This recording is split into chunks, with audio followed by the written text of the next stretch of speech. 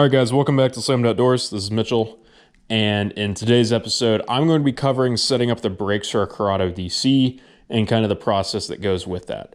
So in a previous video, I covered the setup process for other kind of bait casting reels and kind of just how you go about getting your drag set and where to set your brakes and where to set your tension knob and all that fun stuff.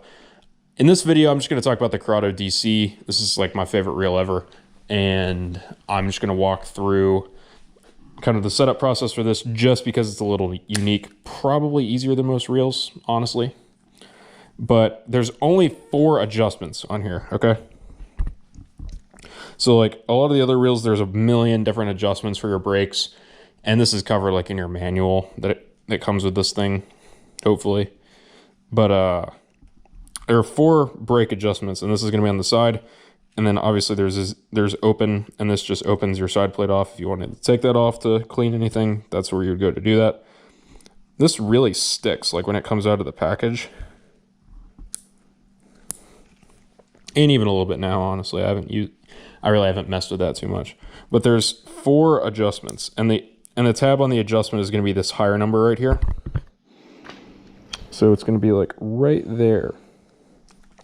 Yeah, so that's going to be your brake adjustment. So each number coincides with what kind of line you're using, and I would treat this as whatever kind of your main line is, not really your backing or your leader.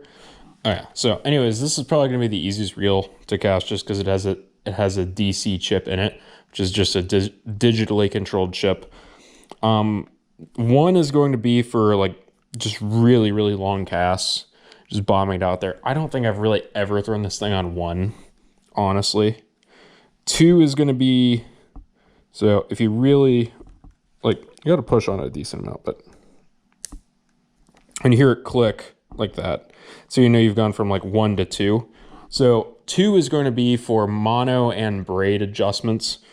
So this is going to be like if you're mainly throwing mono or braid, you're going to just keep it on 2 for the most part. 3 is going to be fluorocarbon. So right now I'm throwing this on fluoro. So if I'm really throwing this out there, I will be using fluoro, and that'll be the 3 number there. And then the final adjustment is 4.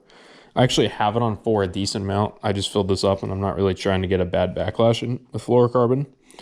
4 is flipping / no backlash. So ideally, you should be able to drop this thing to the floor, and it won't really backlash. Mine did a little bit there, but it's whatever. So this is going to be how your like actual brake settings here. But then for really to set this up, the thing that makes it unique that people don't really talk about is the tension knob. So the tension knob, in order to set this, it works like any other tension knob. But what you're actually going to do is to get the DC chip to work correctly, you're going to want to set this so it's tight enough that the spool won't bounce back and forth. So you can kind of hear it there, or my spool moves back and forth. If your spool's wobbling, it's too loose. So you're going to want to just tighten this up, which is going to be coming towards you on a lefty, and I'm pretty sure a righty also. You want to just keep adjusting it until you don't hear it wobble anymore.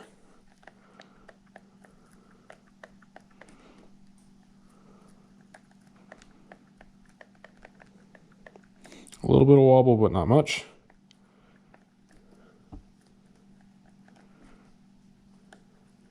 No more wobble. So once that wobble's out, you have your brakes set, you're ready to go, you're ready to fish with it.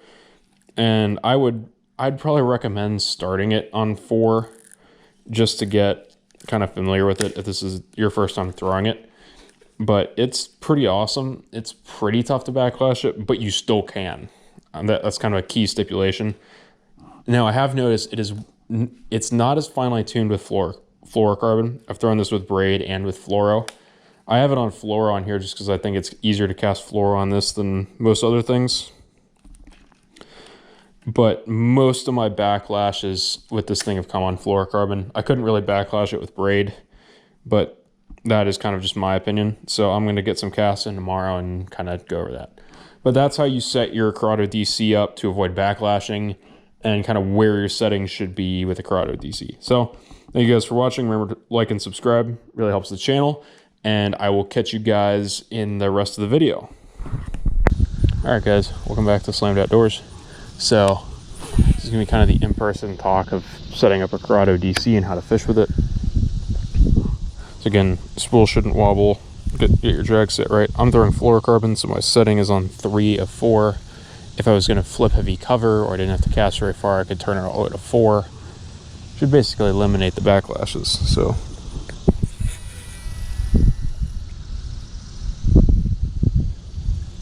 which is pretty cool, but I'd rather have a little bit of casting distance. So we're gonna go back to 3. If you're throwing braid or mono, I'd recommend going to like 2. And if you really got a bomb a cast out there, go to 1. But I almost never have mine on 1. Side note, I've thrown this thing with braid and with fluorocarbon. I find it much easier to cast it with braid.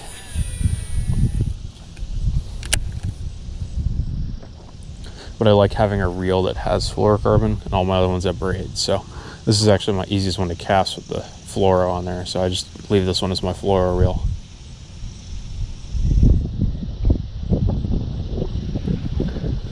And after that, it just works like any other bait caster. And it's probably the easiest one to cast ever.